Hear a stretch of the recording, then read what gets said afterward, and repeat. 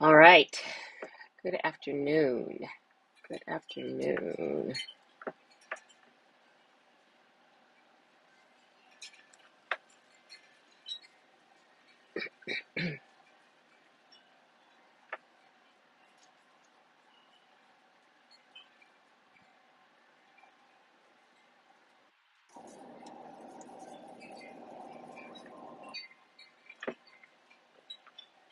Okay, I am giving it a few minutes as I always do.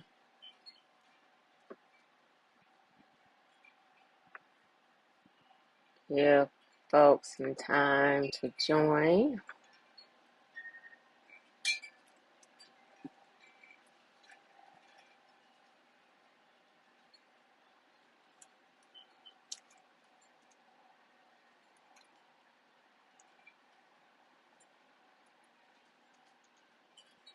All right, I think I see a couple of folks online. I just got a thumbs up.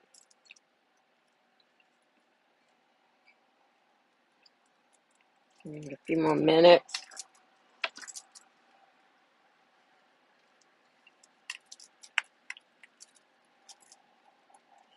Some more thumbs up.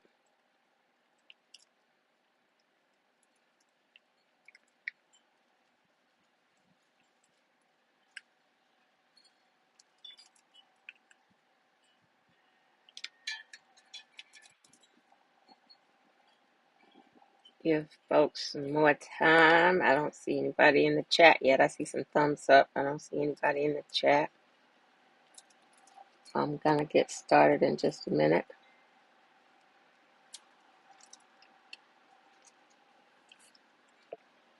All right, that's better. I can see. All right, happy Sunday. It is Sunday, October the 29th. And got some more thumbs up. Good morning, Rosalind. Happy Sunday. Hello, and happy Sunday to you. Hi, Sandra. I do have a P.O. box. Happy Sunday. Do you need my P.O. box address? I can email that to you. All right, I am going to do my intro and kick it off. We do have some folks here. I see some eyes on deck. I'm going to do my kickoff, and if I get to the right screen, there we go. All right, good morning or good afternoon, depending on where you are located. My name is Jewel Pearson. This is Miss Bohemian Soul TV. This is Creating Home, a tiny house series, and this segment that we are about to kick off is the What's Your Question segment, where I am answering frequently asked tiny house questions, or we are chatting just in community to see what's going on. The other segment in this series is our conversations on intimate spaces, where I am interviewing someone in or around the tiny house movement. As I introduce myself, I'd like to say that I built a kinda fancy tiny house in 2015. And since that time, I have shared my journey to hopefully inspire others who are interested in this movement. I do offer coaching and consultations to help others in their journey. And you will be able to find links to schedule with me in the video description below. And as I'm doing all of that, I serve up a lot of representation in this movement along the way. I want us to see ourselves and be able to chat about our journey in this tiny house movement. So that is one of the things that I try to do. It is my intent to build figurative and literal community that is inclusive and accessible. And if you find this information in the video helpful, I hope that you will like it, you'll share it, you'll subscribe to the channel and turn on the notification so that you'll know when content is available and you will join us here. All right, my intro. Thank you for being here. Good morning, Michelle. Let's see what Michelle is saying. I won't be able to stay on today. I've accepted a part-time job. I did get my tickets for the 12th. I'm trying to get my friend to get hers. Thank you for jumping in to say hi. I hope your part-time job is something that is interesting and fulfilling. And we hope, I know I'll see you soon, and I do hope your friend will join us as well. I'm looking forward to the 12th, and I'll remind folks to make sure that you're going to also join us in a few minutes. I forgot to open that slide. Okay, Sandra, I will email you my P.O. box. And good morning, Judith. Welcome, welcome, welcome. Good to have you here. Hello, welcome. Hi, Dave. Hello, hello from Baltimore. All right. So I will remind everyone, as Michelle was just sharing with us, that she has her ticket on the 12th. So if you have forgotten, we are gathering in person in November, which is right around the corner, as today is the 29th. November is, I think, Wednesday of this week. So let me share. All right, so we are doing some community conversations. I didn't do that right. Y'all know. Okay, there we go. Community conversations. We will be in person on November the 12th from 1 to 6 p.m. here in Charlotte. Charlotte is our first location. We are doing this gathering, and so if you haven't gotten your ticket and are available to join us, I'm just dropping the link in the chat. It's all on my socials. The link and the ability to register is on my socials as well. I hope you'll be able to join us. It's on my website too. The website link is at the bottom. I hope you'll be able to join us. I am working on the plan for the day. There will be light hors d'oeuvres and a lot of community, and then we'll have some good conversation. So I'm looking forward to that, and I hope folks will be able to join, and then I'll figure out dates and locations for other areas. So that's what I'm working on. Hello, Teresa. I hope you have a great breakfast going. Hello, hello. Thank you. I appreciate that. I do care a lot about this work in this community. So thank you for that. I don't have anything planned for conversation today.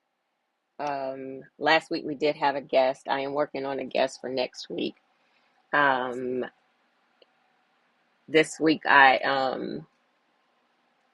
with the end of October, as I shared on socials, October is usually one of those months for me where, depending on if I've relocated to a new space, October usually represents getting my house and the infrastructure together for the upcoming winter. And it seems like October here, it never seems like we really have a true fall. I always feel like we go straight from summer to winter. And so October is always like not always, is sometimes a push month where I have moved to a new space and been working on the infrastructure, getting that in place. And then October, I have to switch and focus on making sure I'm ready for the impending cold. And so that is checking water lines, making sure water lines are wrapped, the incoming water, the outgoing black water line, the outgoing gray water line, so that things won't freeze, or they're gonna freeze, especially now out here on this farm, because the distance between my house and the well that services my house is pretty far. And so even with leaving the water running, the distance, if it's really cold, if it drops really cold and it stays cold for an extended period of time, I've noticed that the line is gonna freeze.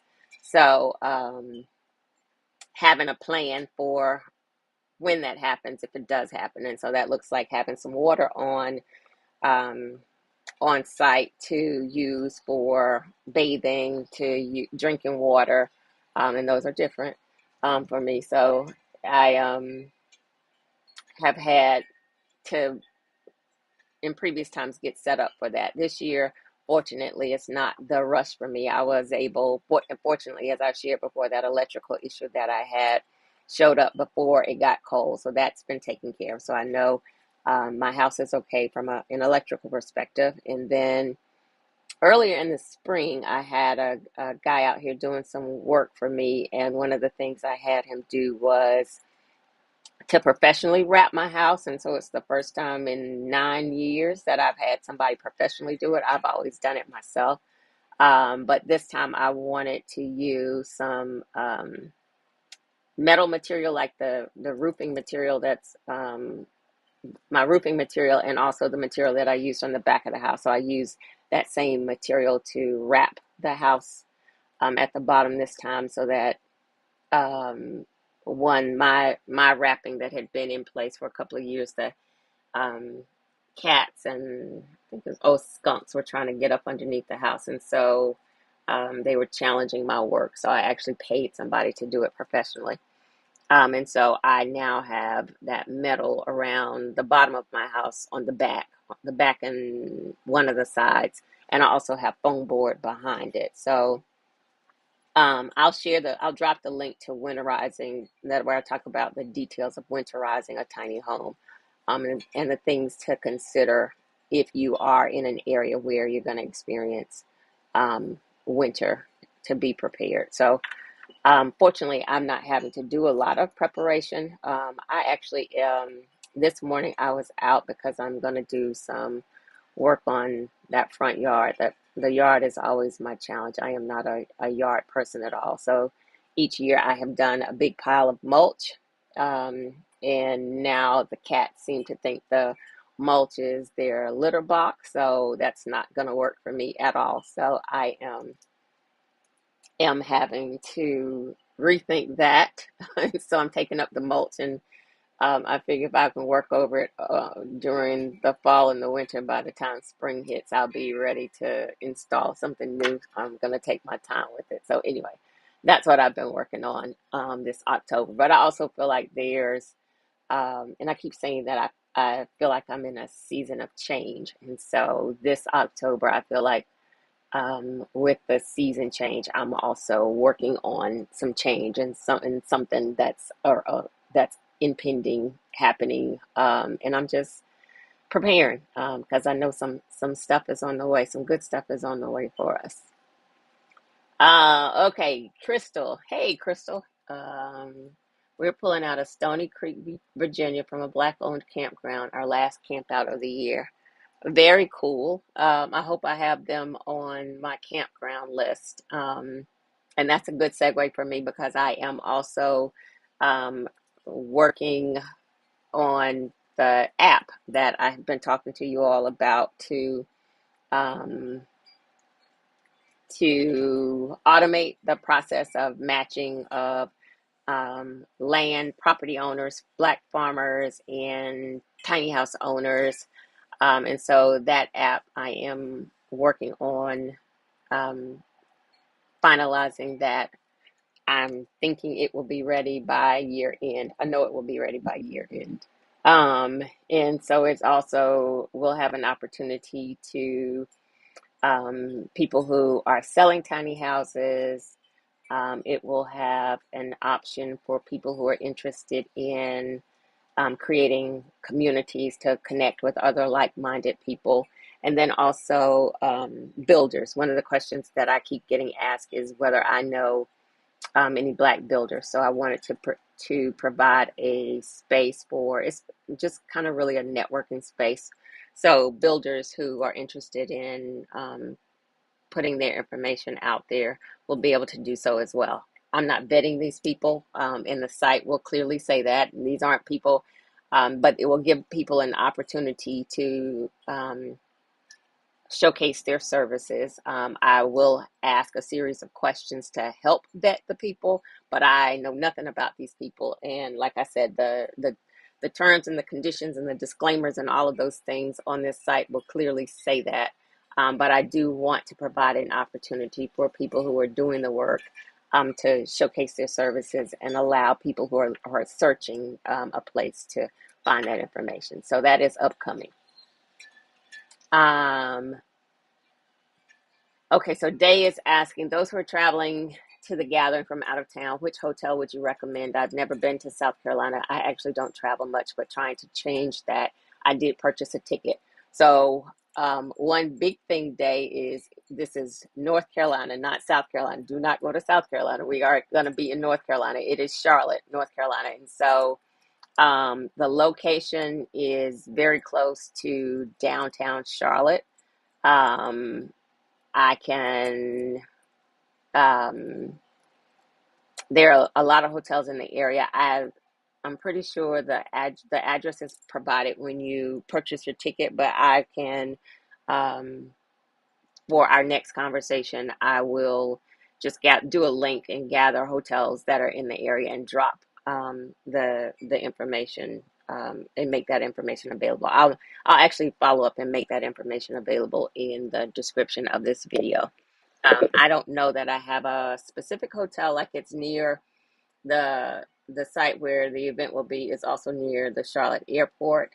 So there are a lot of hotels in the area. So downtown Charlotte Airport, um, um, just really centrally located. But I'll drop a link in the video description to kind of help you navigate that. And if you have additional questions, you can always ask me. Um, Michelle is saying here in Hillsborough, going to be in the 39s to 50s starting on Wednesday. Enjoy our 80s for now. I saw that. And that is exactly what I'm saying. Like it's supposed to be fall, so um, 80 degrees isn't really what it's supposed to be. But I'm not complaining because you all know I'm all things summer.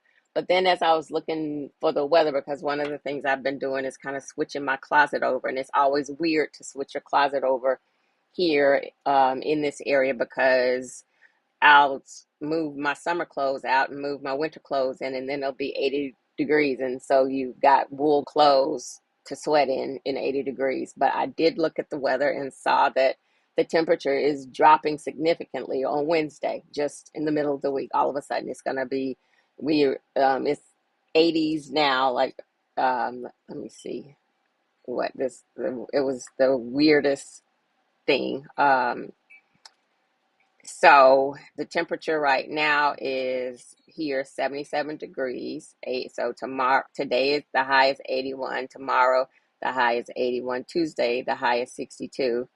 Um, and then Wednesday the low drops to 35 degrees. The high is 53 degrees. Thursday the low drops to 29 degrees. High is 58 degrees. Friday low 31. High 65. Saturday, 34 degrees low, 70 degrees high. And then it picks up on Sunday, the high, it starts getting hot. The temperature starts increasing. Low is 46, the high is 72. Like, that's so weird to me. But again, this is the October that I have been used to when I'm scrambling to try to um, make sure everything is in place. Weird. Like 29 degrees below freezing. Weird on Wednesday. Um, Okay, Rosalind said, I actually had to move my tiny house due to a snag with zoning. I moved yesterday and I love my new space. I'm 5 miles from downtown Atlanta. Girl, we gotta talk because that's a prime location. Is it space? Because I might need to move down there. Oh my God, that's congratulations. That is amazing. 5 miles from downtown Atlanta is a beautiful thing. You know, Atlanta is my space, my place. So I love, love, love, love, love. I consider Atlanta home, adore Atlanta. So that is beautiful. Congratulations. Um, oh, Teresa is saying that's good. Not sure about the skunk issue. I don't like them either. So I had touched on this story. Yeah, Crystal, congratulations to Rosalind. Congratulations, Rosalind. Hi, Latasha. Good afternoon. Good afternoon. Um, So, speaking of skunks, I um I've seen the skunks out here since I've been here. I talk more about them on Instagram. It's been being out here in the country has been a very interesting experiment in learning all the things I don't think I needed to really know. So there's a barn back behind me, and it has been the community barn. Like I see see skunks go in there sometimes. I see a raccoon go in there. I've seen opossums go in there. I kind of see them out in the area. You know, most of them are nocturnal, so at night my lights are coming on, and there's something out there moving. Generally, it's the cats, but I see all of them. The skunks have been interesting to me because as I've observed them, it's the obviously the closest I've ever been to skunks, and so it's been interesting to me to see how beautiful they are, and how clean they are. With out here in this farm and dirt, their white stripe. Some of them have had a more of a grayish looking stripe, but that white stripe has been very, very clean and just beautiful. And like, how do you all stay so clean out here? But anyway, so I think it was 2 years ago, I was battling with the skunks because they were trying to get up underneath the house. And so I would, I had done my wrapping and there were a few gaps and they were trying to take advantage of the gaps. So I was trying to correct the gaps and block the gaps off. And so we were battling. Like I would put something out there to block it, and then I'd come back out and they would have moved whatever I put out there. So we went round and round for about a week. And then I realized that I needed to, so where I was trying to block it with something like a brick or something like that, I finally just blocked it with some plywood, something that they couldn't undo. So we did that. We might have done that for about a month, because I also knew like the most important thing of keeping them out was I also didn't want them to one go have babies underneath there or one of them die up underneath there. That would have been just terrible. Um, so we got over that battle. And I have been okay. I feed those cats. I usually feed them, leave their food out in the barn. And I learned the other week that I could no longer, because they were all coexisting, but there was a kitten over there and a skunk. Uh, the other week I saw it was probably about 10 o'clock. I was in here cleaning up and so looked out, the light flashed on and I could see the cat start running. And I could see that something was scaring them. So I opened the door to see what they were running from. And then when I opened the door, I realized one of the kittens, it was like it's older cats. There are three older kittens, and then there was a baby kitten out there. And I could hear the kitten screaming. And so when I went over, I thought one of the cats was fighting the kitten. So then when I went over there, I realized the skunk had attacked the kitten. Um, and I I grabbed a stick to separate the skunk from the kitten. It smelled terrible out there. Um, but, and I wasn't aware that skunks would attack kittens. So of course now, um, I'm in protect mode because it was a real tiny kitten. So I get the skunk off the kitten. And then the kitten runs, the skunk leaves, but he's kind of circling. So I see he's trying to come back, and I wasn't sure whether he was coming back to come back for the kitten or if he was. I didn't realize later on that maybe he was trying to come get the food, and the kitten was just a byproduct of in his way and opportunity. Because when I Googled it later, I saw that they don't normally fight cats. They don't normally attack anything, but they will attack a kitten if it's left unattended. So the kitten had been just kind of sitting out there chilling. Um, so with the skunk circling, I wasn't sure if he was coming back for the kitten. So I ended up with a funky um, kitten in the house because it was kind of cool those evenings. Um, Fortunately, when I was trying to chase the skunk away, he didn't spray me because that was what I was thinking later on. If that skunk had sprayed me, that would have been a nightmare. But he had sprayed the kitten really bad, and so the kitten smelled terrible. My house ended up smelling terrible because I brought the kitten in, and if you know anything about skunk spray, like it still smells like this was 2 Fridays ago as of this Friday, and it still smells bad out there in some of the areas where the skunk was, like especially the area where he had attacked the kitten. So I ended up having to wash the kitten's eyes and try to clean him up, and because the spray had gotten in his eyes, and so I was babysitting the kitten for about a week, and then now the kitten has just disappeared. And I think so this circle of life is too much for me. The mother wasn't paying attention to the kitten, and so sometimes I just get the kitten and take it back over there with the mother because the mother wasn't doing what she needed to be doing. And then I realized I went to the store and I was gone for a while, and the kitten has just not been seen since. So I don't know if the kitten wandered off, and I don't know where the kitten went, or something grabbed the kitten. Like they were big birds and stuff out here, so something could have grabbed the kitten. um, but I keep having to talk to myself because I'm not prepared for this circle of life. My heart was broken that the kitten is missing, and so I keep asking the mama who's around, walking around crying now, like where did you leave your kitten as you're walking around crying because she wasn't being a good mother. Um, and then I went in there today and there were like five more kittens in there because somebody else was pregnant. So I'm like, here, this circle of life. So I lost a kitten last week and now it's five more in there. But I swear I'm not getting invested in their business. Like I have to protect my heart. I'm not built for kittens disappearing and fighting skunks and all the things. So I gotta be able to let this circle of life happen like I'm just a neighbor and minding my business. Um, anyway, so that was my long story. So I have my hands for the last week or so have smelled like a skunk, and I bought some stuff to clean my hands, to clean the area. It wasn't working. They were saying tomato juice. It actually ended up making me sick, like respiratory, because so it's been a lot. But anyway, those are my adventures. There's always an adventure out here.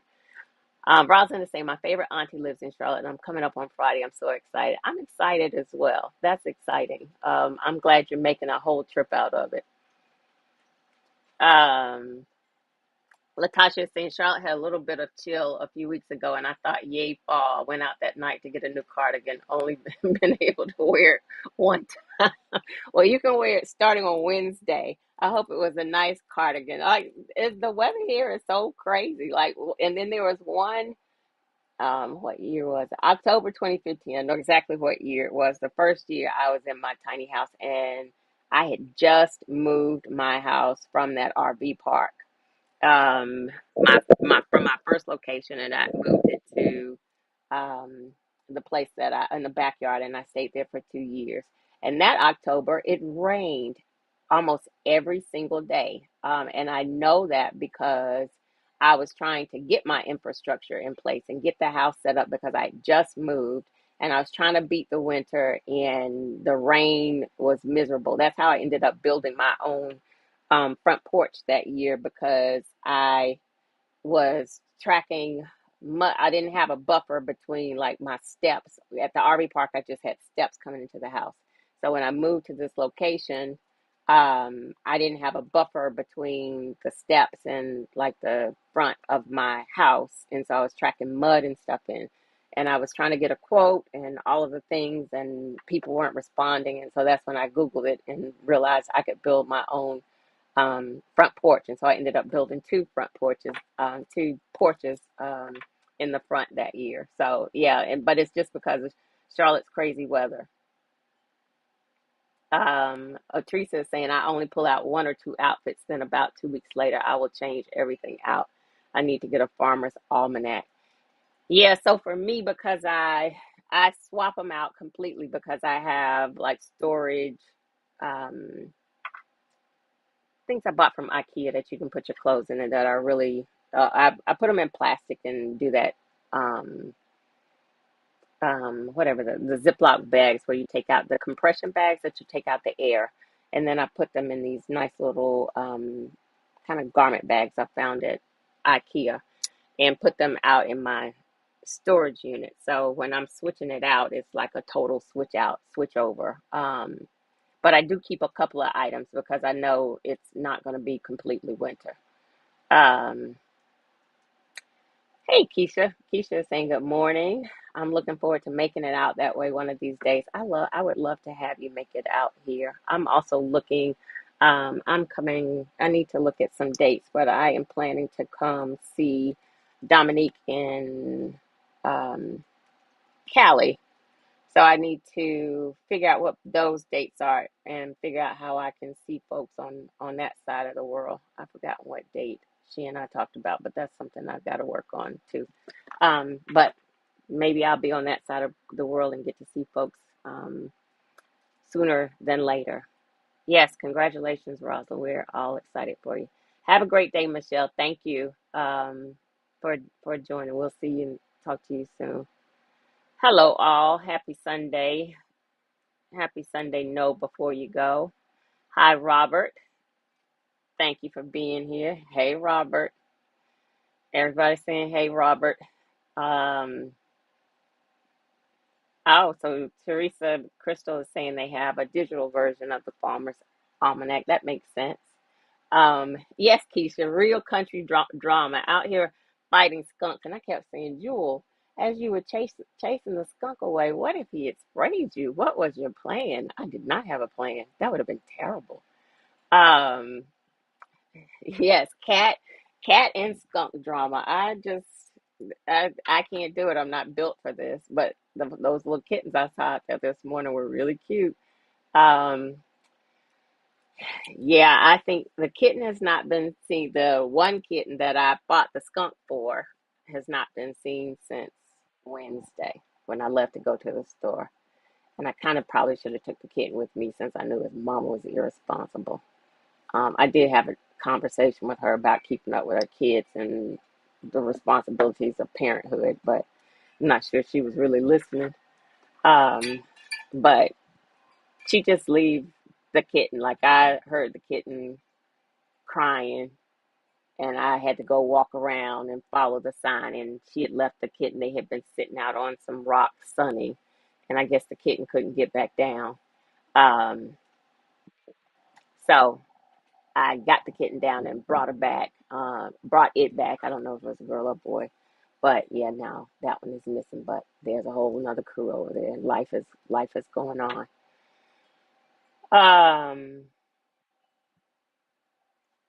I think Judith is telling y'all to make sure you hit the like button. I think that's what Judith is saying. Um, oh, Judith is saying that she's in Texas camping and it's cold. I'm not ready for the cold. Happy Sunday, Sylvette. I think is how you say your name. Welcome. Happy to have you here. Um, okay, Keisha, I will keep you posted. Good morning, Lisa. Um, oh, thank you, Stephanie. Stephanie likes my earrings and is asking, are they made out of fabric? So I bought them from a classmate. Um, I might drop her information. I saw she was selling earrings, and so I was trying to support a classmate. And yes, this is fabric on the bottom of them. I thought they were really cute too. So thank you. I appreciate that. Yeah, the Crystal is saying the 80 during the day and then 51 and 60 at night. Enjoy camping. Your last trip of the season. Enjoy it. All right, Robert. Oh, so I have a smoothie this morning. Robert informed me last Sunday that I didn't introduce my smoothie and give any details on my smoothie that I was enjoying. So I am an all things breakfast person, but I like pancakes and eggs and grits and all of those things. But I don't really cook like that anymore in the no, let me not tell a lie. I don't cook like that, not the anymore at all. Um, I haven't in a couple in a few years. I would cook breakfast like weekends. I would always cook breakfast for like my daughter, or we would go out to eat, and I would cook a big breakfast like that because I can eat breakfast all day long. I am a breakfast person. Like that is my favorite meal. But it is also like eating breakfast like that is doesn't work out well for my weight loss goals or maintaining my weight goals. So I most of the time around here I'm doing a smoothie, and so my smoothie, Robert, since you I didn't tell you last time, is usually some fruit like banana and mangoes. This one is banana, mangoes, strawberries, blackberries, and blueberries, frozen fruit and protein and almond milk. So I did do my intro, Robert, so you um, know what kind of shake I'm having. Blackberries aren't my favorite, and I keep forgetting that because they always have a little seed in it that becomes annoying. So anyway, so I did my duty this morning, Robert. Thank you for calling me out. I hope you enjoyed your smoothie. Oh, Judith, keep the rain. I'm not sure where. Oh, you're in Baltimore, I think. No, you said you're in Texas. No, keep that rain. Okay, so Crystal is saying she has a morning smoothie and a cup of tea. Enjoy. All right, what else do y'all want to talk about? I'm looking forward to seeing some of you. Is it 2 weeks from now? What is today? Today is the 29th. It is 2 weeks, 2 Sundays from now. November the 12th. Let me share it in case. November the 12th. I'm going to drop the link again. Um, I'm hoping more of you will be able to join us. We are going to have a good time.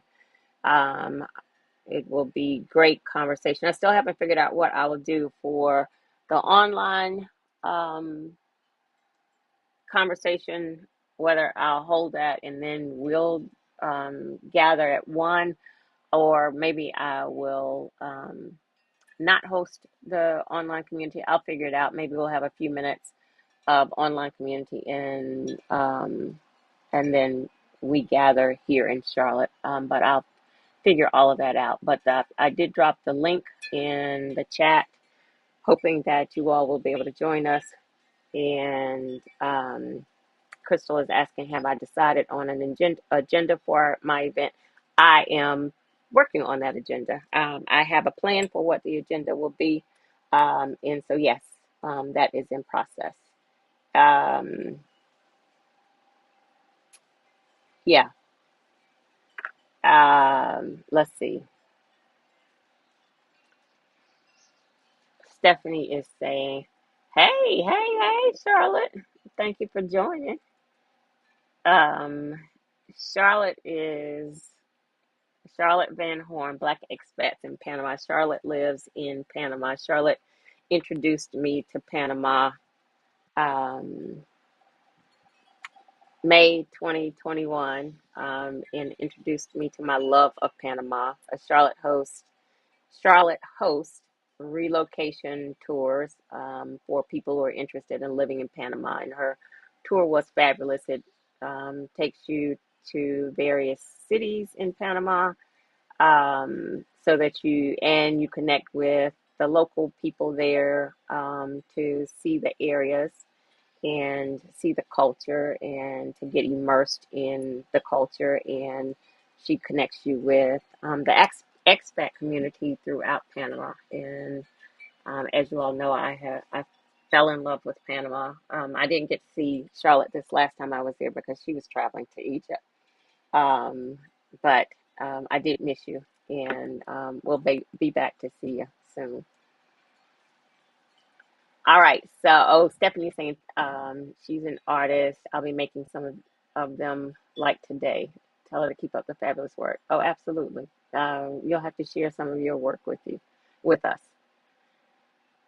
Um, Latasha is asking, do you know of anyone who has purchased a home from tiny house listings? I've been looking into that versus building a tiny home, wondering if it is a legit site.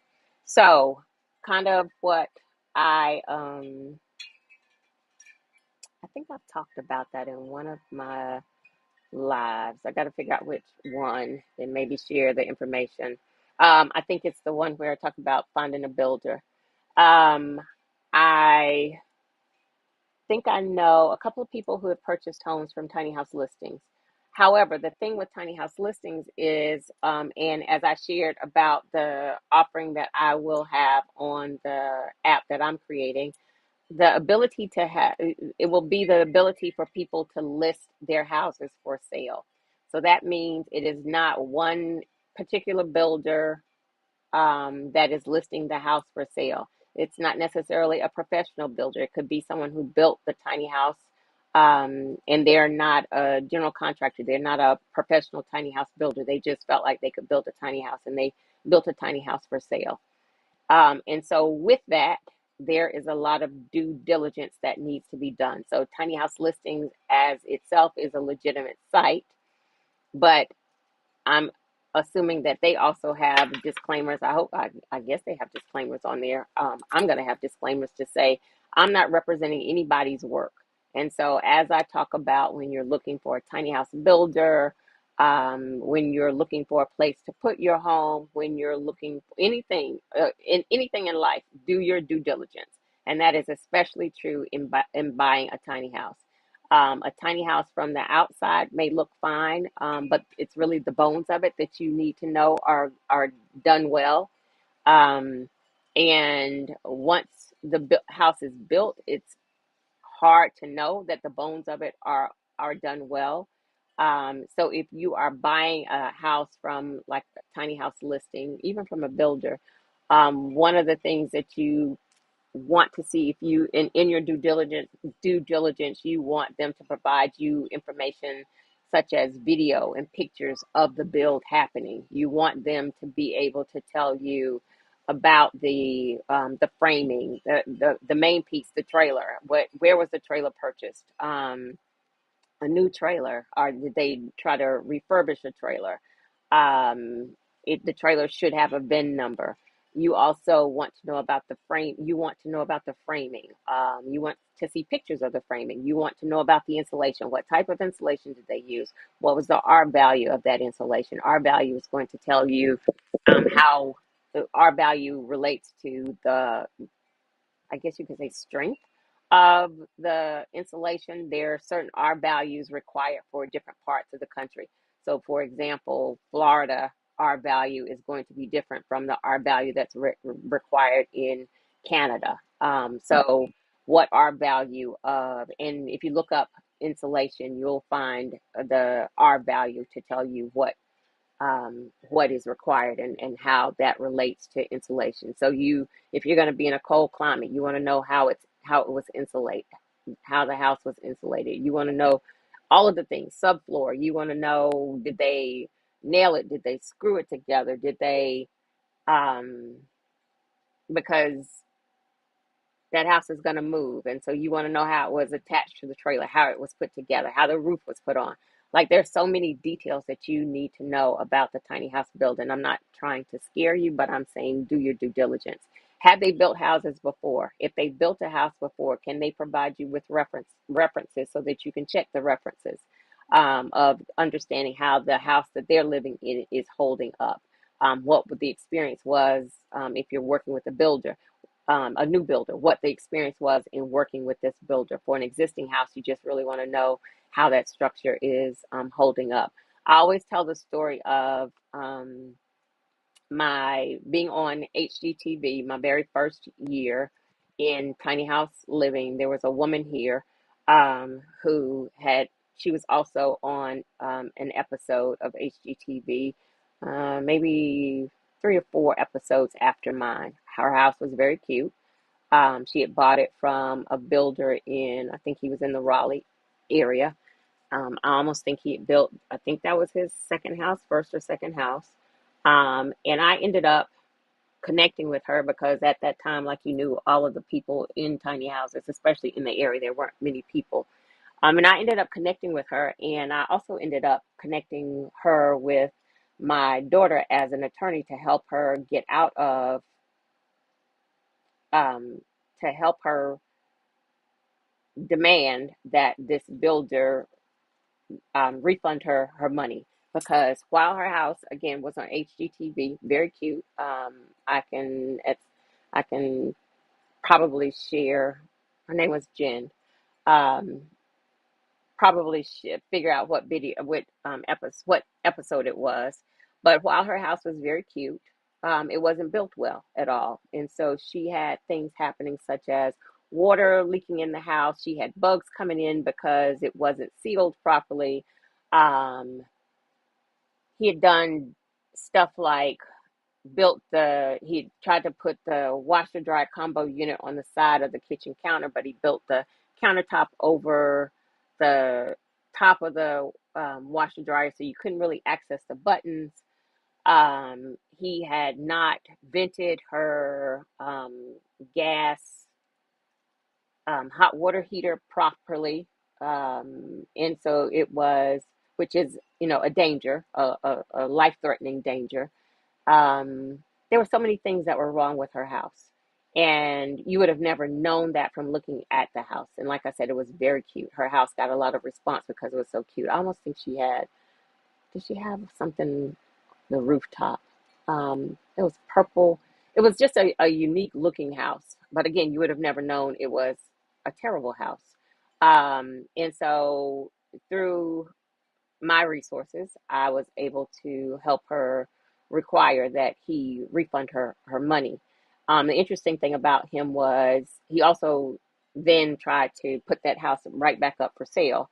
And I mentioned to her that she also had a um, obligation to require him to come clean with the fact that there was something wrong with the house, and to use her voice to make sure no one else got stuck with that house. And so she did. Um, and he then listed the house for sale, but also listed that it had serious issues. Um, so, so the due diligence part of it is really, really important.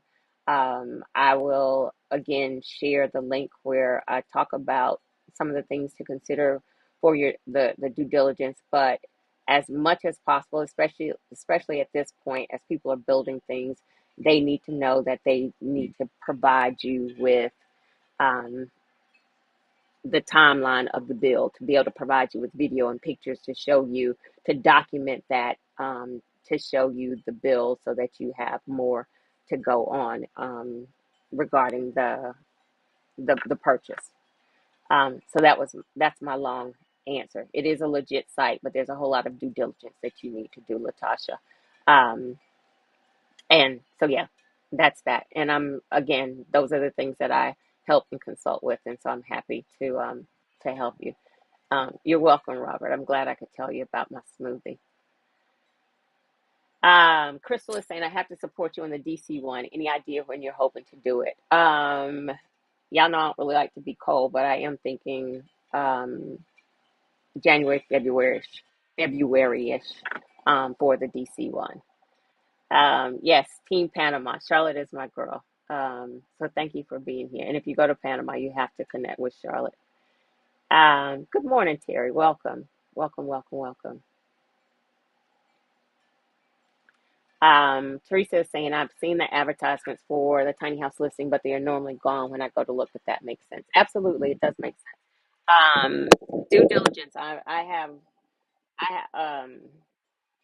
the person, I think it's the same person that runs tiny house listings. We've not always seen eye to eye.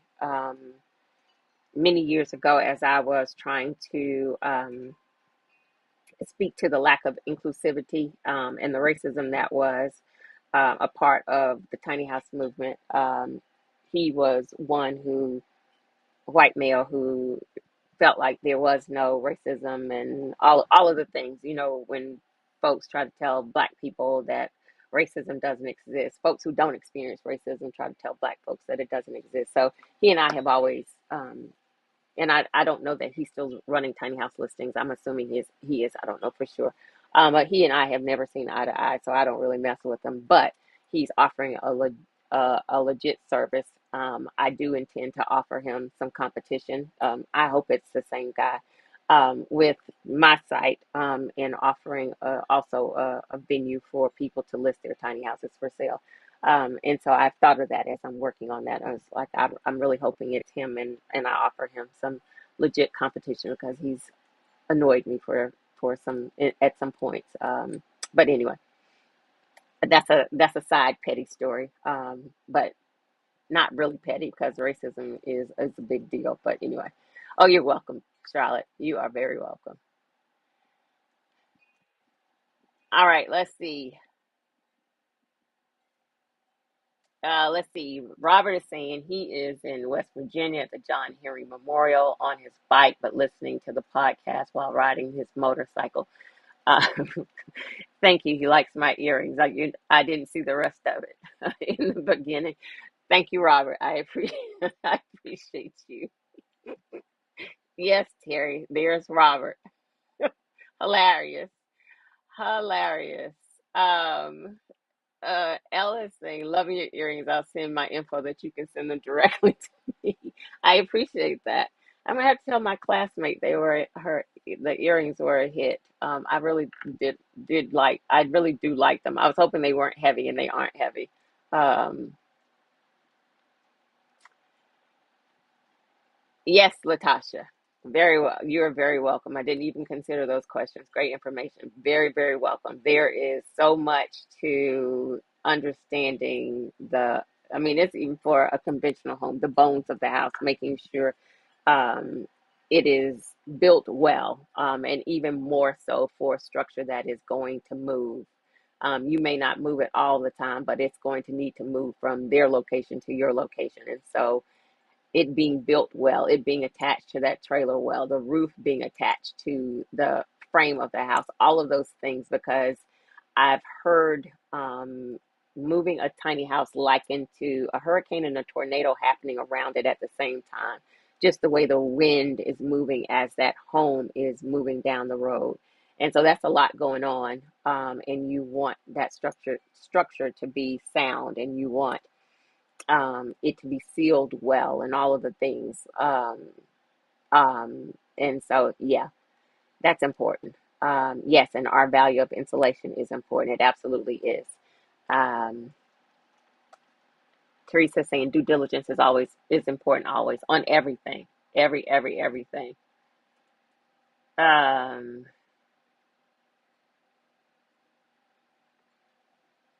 all right. Yes, I'm always trying to represent us. I want us to have a space, and I want us to be here. Um, Terry said, I may have to join you, Crystal, although it's very cold in DC in February. I know. The place that I'm considering, though, is a beautiful space. I shared about it.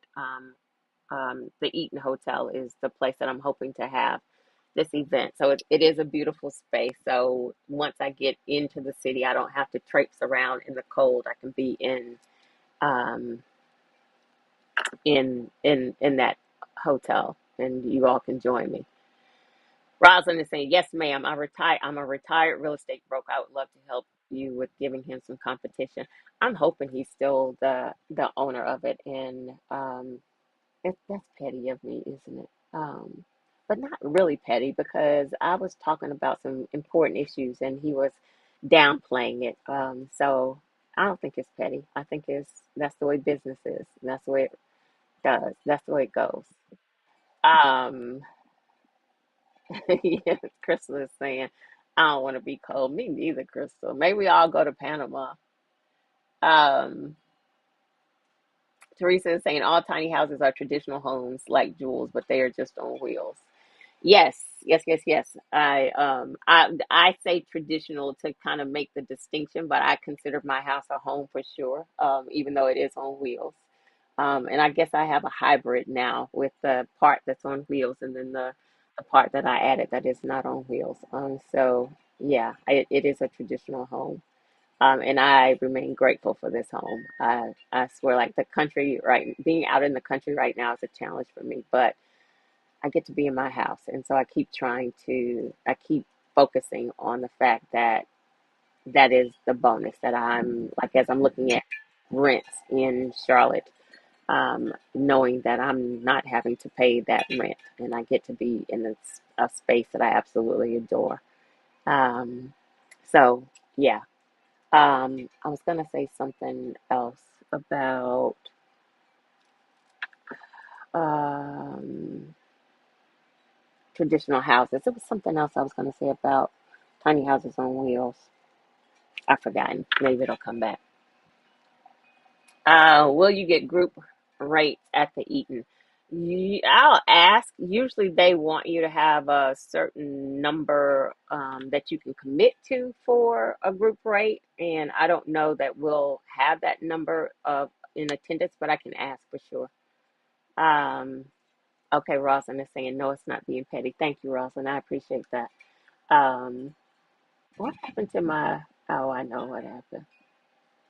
I was trying to figure out what happened to my name on my page. There we go. Um, Elle is really trying to get my earrings. All right. I'm glad it's not petty. Um, I am really happy to, when I joined this movement in 2015, the challenges, and Crystal knows, Crystal was around in that early space when I really started focusing on um, the representation in the movement and what I said when I started building my own tables um, instead of trying to be seated at other tables. It was so frustrating and angering to me to not be heard. Again, my thought at the time as for tiny houses, if we're, and I always say this, if we're challenging the status quo of housing, then we need to challenge everything about housing. Challenge the fact that there are segments of people who are unhoused and are not being, their housing needs aren't being addressed. And then addressing the fact that the black and brown community, and most of the black community, because the numbers for Hispanics rise year after year for home ownership, and our numbers don't really rise, and we remain at the bottom of the list for achieving home ownership year after year. And I just read an article about a bank, and I can't think of the name of the bank that is being required to um, pay some penalties because they've still been redlining. And this was something I just read the other day. I cannot remember what bank it was. Let me make a note because I want to find that article. And I'm going to share it. So there are so many things that keep us out of housing, and that's some of the conversations that I want to talk about in person at our event as I was thinking through that conversation. But as we were talking about tiny houses and the legitimacy of tiny houses and having those conversations with city and county and government officials to legitimize tiny houses. If we're having those conversations, we also need to really be focused on the people who have been left out of the housing conversation for so long, not just that white people want to now live in tiny houses. What we also need to talk about is that how this tiny houses speak to an opportunity for home ownership, affordable housing, um, an opportunity for wealth building, something the black and brown communities sorely need, something that they've not been able to achieve in traditional, and I'm using traditional again, like Teresa was just saying, this is a traditional house, but I'm talking about houses, the housing of what we know. Um, so we need to focus on those people who are not in the mainstream housing conversation. And as my journey started happening and I realized I am not safe in a RV community, I have to move my house because I'm experiencing racism in an RV community, which is one of the places that tiny houses are accepted. I've not been safe in rural spaces because of racism. I have to move my house because of racism. The spaces where my counterparts are having success and living in their tiny houses. And as I'm raising that concern and I'm saying, we're talking about housing, we also need to talk about this part of the problem.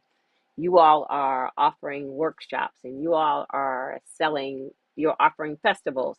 And there were some challenges attending festivals. I've talked about that, how I had a problem at going to an event or that was racist, that was because of racism. Someone else had a problem on site at an event that had to do with racism. So you're offering festivals, you're offering workshops, you're building homes and selling homes to Black and Brown people, but you're not willing to have the conversation around the challenges that Black and Brown people are going to experience in tiny houses. That is not acceptable. Um, you're hosting festivals, but you're not asking Black and Brown people to be speakers at the festivals. You're not asking Black and Brown people to talk about the things that impact them. You just want to talk about building a house and you just want to talk about the aesthetics of a house. You want to talk about downsizing, but you don't want to talk about the real concerns that impact Black and Brown people. And some folks gave me a fit. I almost said a bad word. Um, and a fit too, I shared with you all recently that I got an anonymous threatening message that somebody was coming for me. I don't, to this date, I don't know what that meant. Like, y'all come to my house, like, bring it. Like, what does that mean? Um, but they were coming for me. And at some point, some events, I stopped being invited to some events. Um, and that's when I recognized there was some work that I had to do. And so I still, where I was saying, was I being petty? No, I'm not being petty. I still hold some grievances against some of those same people who I was asking to use their voice to speak out on things. And some of those same people who now I see they have platforms where they do tiny house tours, and I'm calling folks out where they do tiny house tours. And yes, they include Black and Brown people in those tiny house tours.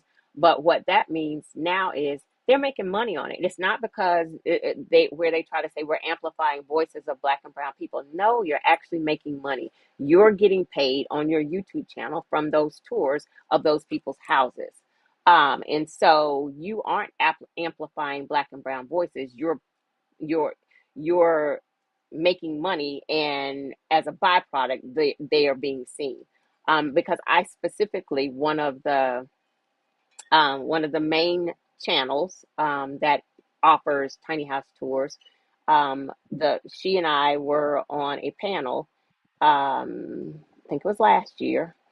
We were on a panel, and I spoke about one of the questions was what was the most challenging thing living in a tiny house, and they had me on there. The most challenging thing for me is the racism that I deal with as a tiny house dweller. It's not the small size. It's not any of that. It's the racism and the legitimacy of placement, because I need a safe space because of racism. After that conversation, this woman reached out to me to say she appreciated the conversation. She wanted to know, was there something that she could do to support the conversation? And she also offered me, she was like, do you need an updated tour of your home? I'd like to offer you an updated tour of your home. I am not stupid. So I said, absolutely. I could always use an updated tour of my home. But if you're offering an updated tour of my home, as you put it on your channel, I'd also like to put it on my channel. It's my house. So I should be able to put it on my channel. You can put it on your channel, but offer me the opportunity to put it on my channel. And guess what happened? The conversation went dark. She ain't said another word since that time, because I what what you're offering wasn't an opportunity to help me. It wasn't an opportunity to amplify my voice. It was an opportunity for you to make money. And when I said, you make your money, let me make some money, because it can go viral on my channel as well. I can get views and I can get paid off of it. And then the conversation stops, because what it was is exactly what I was saying. It is an opportunity to make money off of the bodies of Black and Brown folks, like is always done. And so this movement has really, really challenged me in ways of looking at and seeing the world where people pretend to be um, wanting to do things differently, wanting to challenge things, but then you realize, no, it's just another opportunity to um, further agendas. It's just another opportunity to do the same things that you've been doing. And because even in one of the conversations where I was saying early on, where folks in the tiny house community, white people in the tiny house community, were saying they didn't want tiny houses to be associated with the unhoused at this point, because there was a negative connotation to the unhoused. And so they were trying to legitimize tiny houses without associating them with communities for the unhoused. And then after the legitimacy happened, they go back and pick up those conversations about the unhoused. I know that that's the same conversation where people have, we'll do this first and then we'll go back and pick up the black people, or then we'll go back and pick up, it never happens. And my conversation was, you all have houses. I've had a house. You all have access to go pay rent somewhere.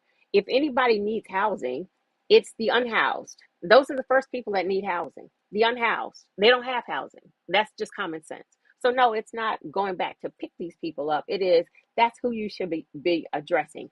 Negative connotation or no, those are the people that need housing. So this movement, and I have gotten involved, sorry, has challenged me in recognizing the work that I need to do, in calling folks out on who they are and who they aren't, and using my voice to say all of the things, whether somebody sends me a threatening message or not. Like, I'd really like for them to come to my house. But I want to call people out on their bullshit. And that's really what is important to me. The to be to be real. Don't pretend to be something that you're not. And that is my thing. So yeah, I've forgotten exactly how I got started on this conversation, but that, oh, I was talking about, was I being petty and who that guy was. So the if this is the same person that owns tiny house listings, my conversation with him again, he was very much in denial about the fact that um, there was racism in and around the tiny house movement.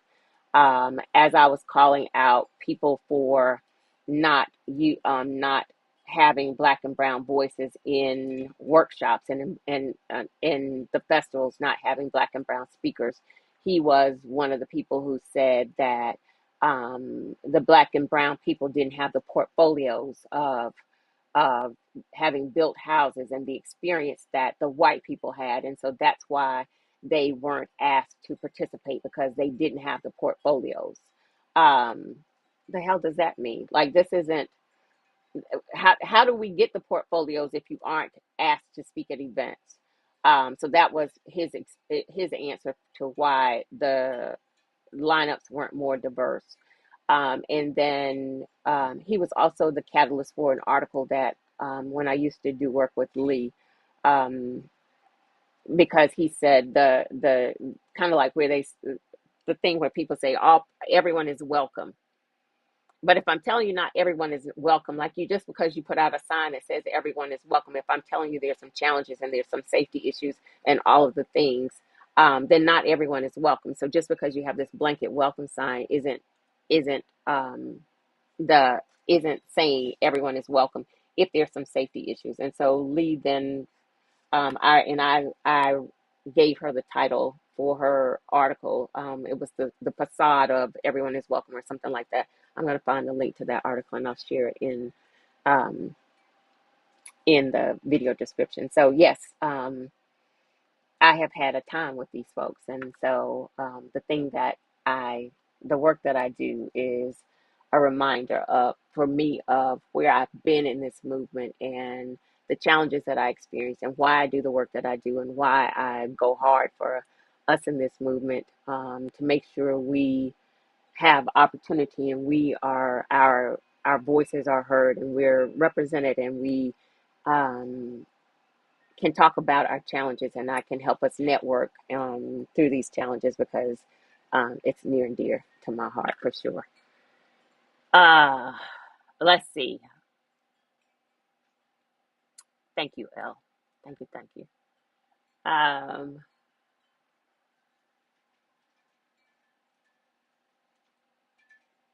Thank you, Elle. We do deserve access to these spaces as well as creating our own. Absolutely. Absolutely. Um, Bank of America. Yeah, so all of the banks have been involved in redlining and doing all of the worst things that they can possibly do. The banks are founded on enslavement. That's where they first made their money. And so like the history of America is everything racism, and it is just the thing. Um, Thank you, Crystal. Thank you, Crystal. Thank you, Darth. It is my pleasure, my absolute pleasure.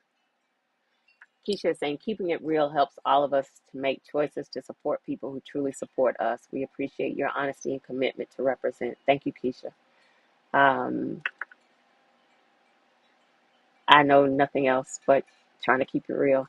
Redlining is horrible, and recertification here, where they buy a person's house for then from them, then fix it up and sell it for two times what they paid for it, like on the west side. Absolutely. Gentrification, that's one of the things that is happening where they come in and flash some money in neighborhoods where people have struggled financially.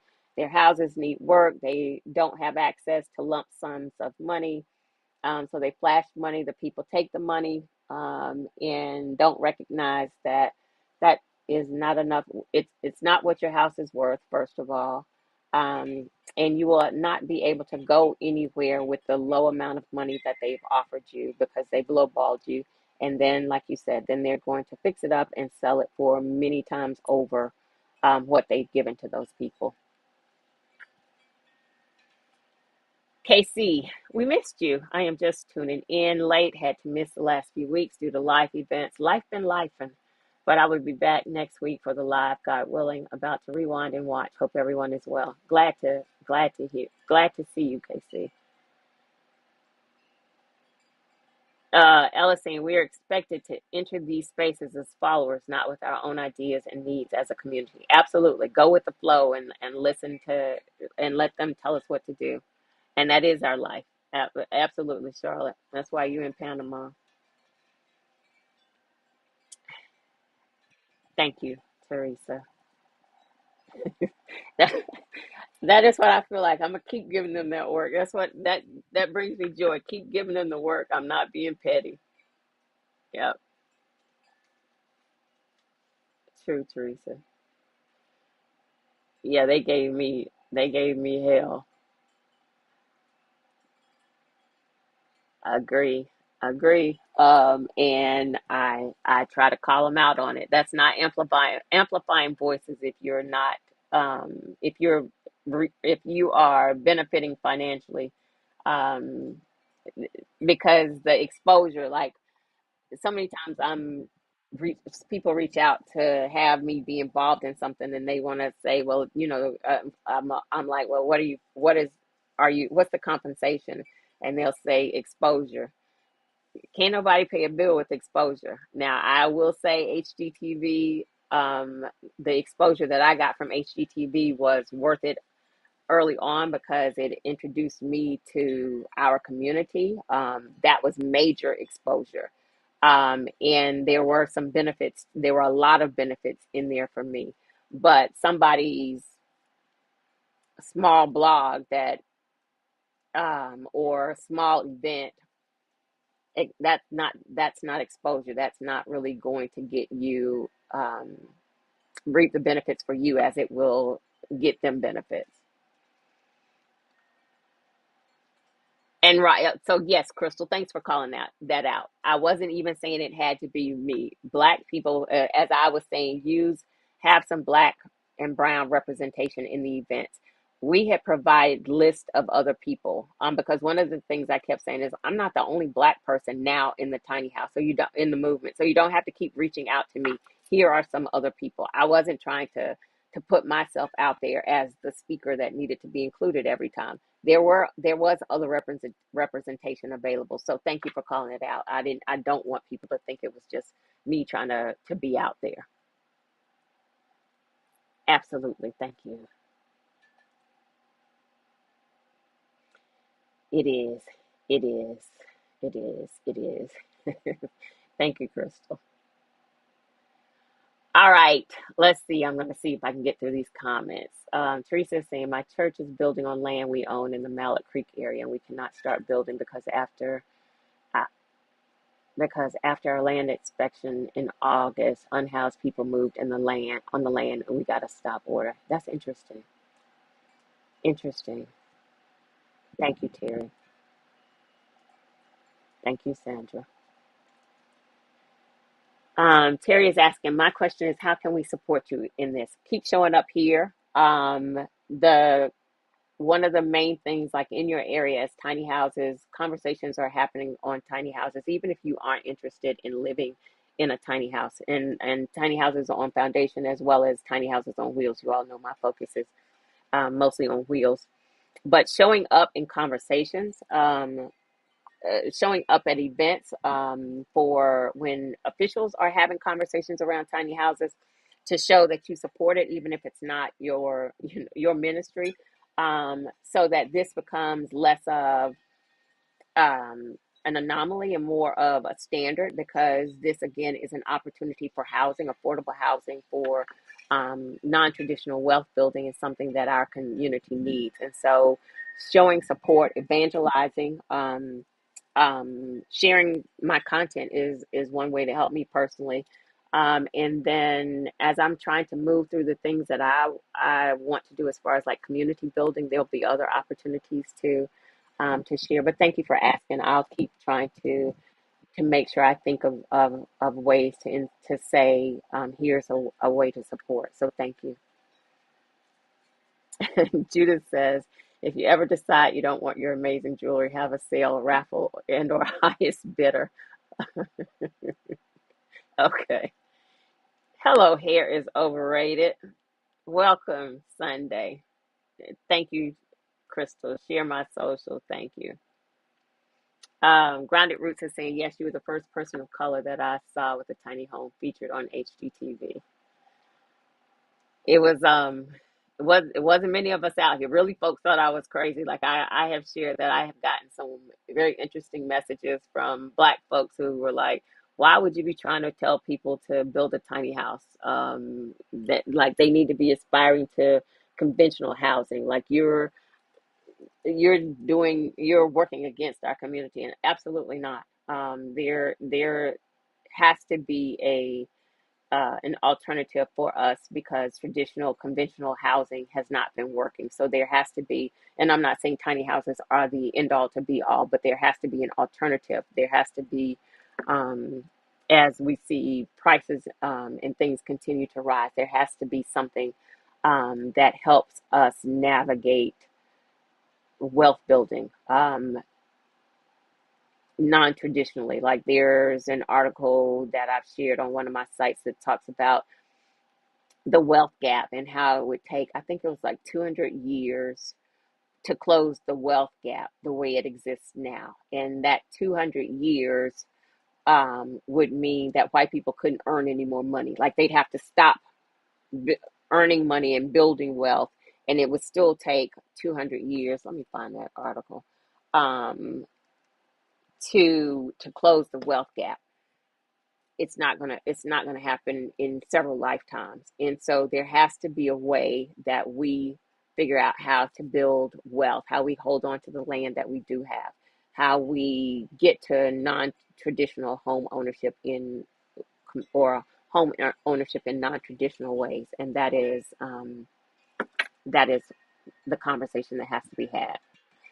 Ella saying we can create our own festivals and events. I've been doing this work for years. Absolutely. So I will be sharing more information. There is going to be a tiny house event um, here in the Charlotte, it's more Concord area.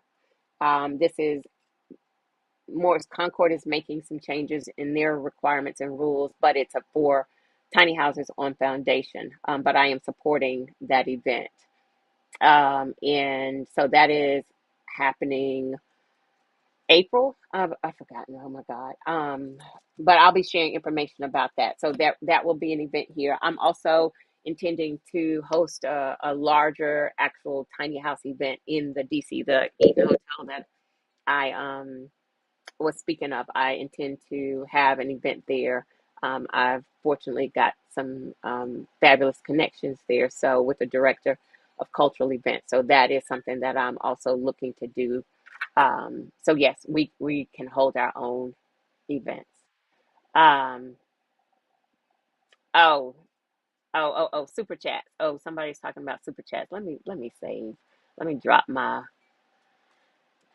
I usually don't drop my own information. I try to drop it for guests, but maybe I should do that more. Thank you. I did say that.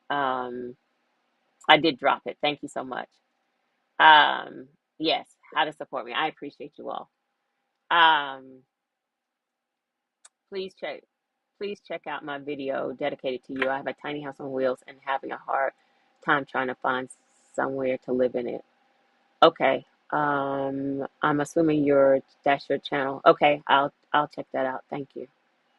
And see what I can look. So I'll say go back to my two videos on placement of ways to find a location. Maybe some ways you haven't considered. I also the app I am working on. I know it's not an immediate answer, but should be available within the next couple of months to offer some connections for you as well. But do check out my two tiny house placement videos, and I'll add them for suggestions and ways to find locations. Um, yeah, that's true. That's true. That's true. Thank you. Thank you. Thank you. Yes, Teresa, you will be there for sure. I already know that. Robert is cutting up. I'm not dropping that one in I'm dropping it. There you go, Robert. Um, and I will say, y'all do know I have never met Robert before in person. So thank you, Latasha, for my super sticker. Thank you very much. I appreciate that. Um,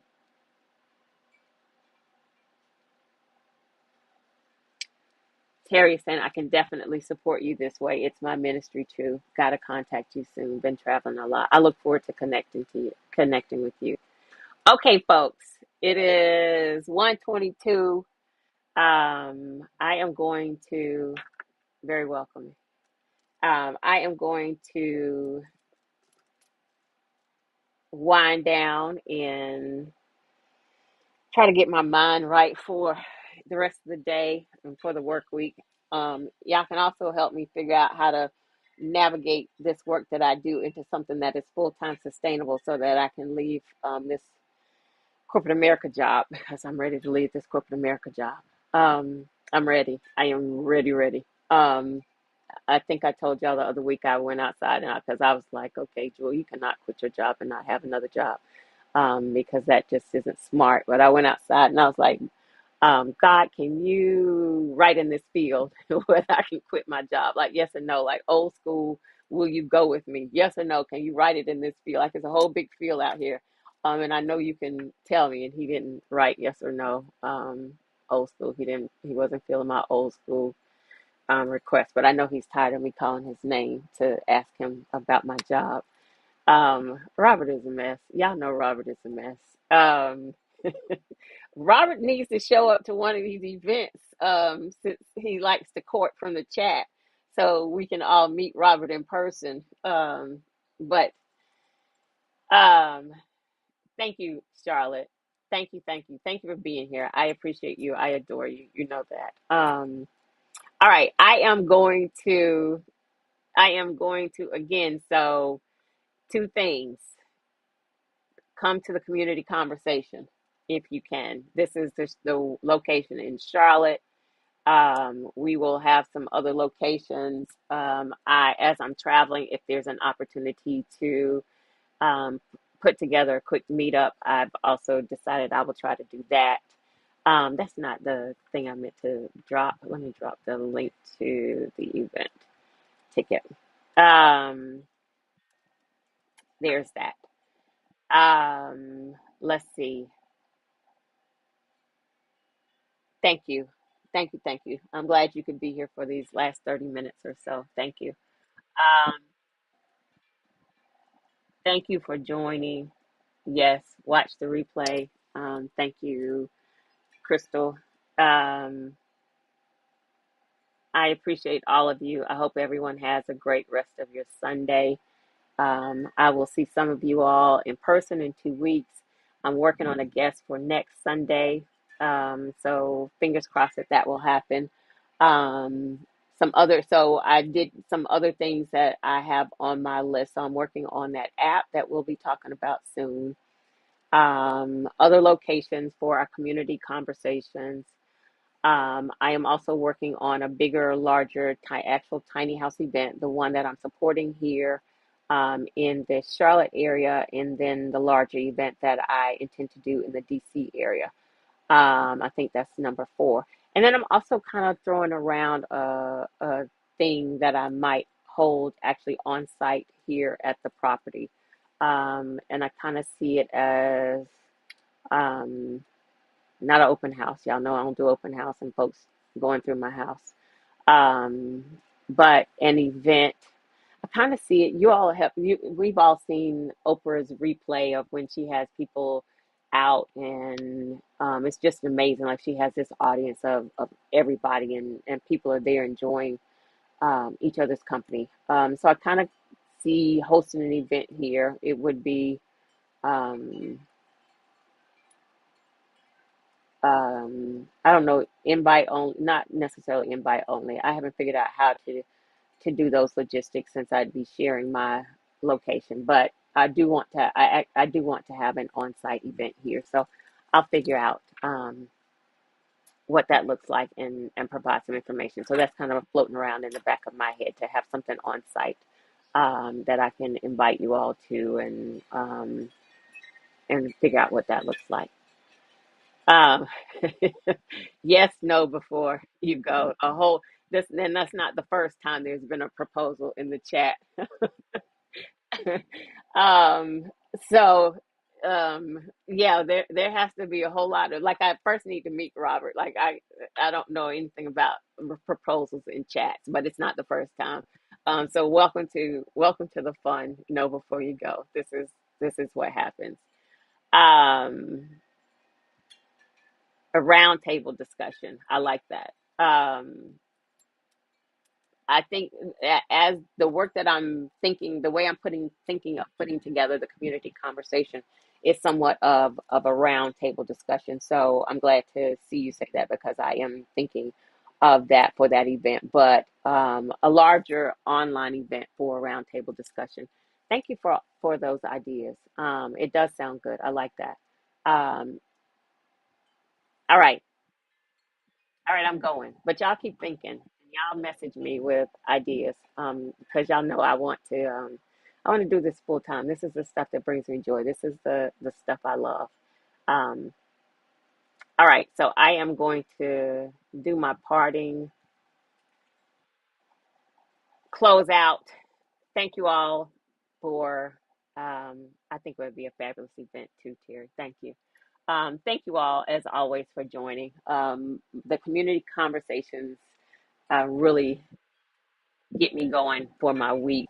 It is always a joy to me to not necessarily have anything planned to talk about, but then the community shows up and we have an exciting and really good conversation, and it goes on like today's has done. So I appreciate you all more than you know. Um, Talisha, I'm here for you. I hope I said your name right. I am here for you. So thank you for being here. If you, as people have shared in the chat, if you this video was helpful to you, I hope you'll like it, you'll share it, you'll tell your friends about it, and subscribe to the channel and turn on the notifications so that you'll know when content is available. I will see you all again next Sunday. Thank you, thank you, thank you. Everybody have a great rest of your Sunday. Have a great week. Be safe, and take care. Thank you so much.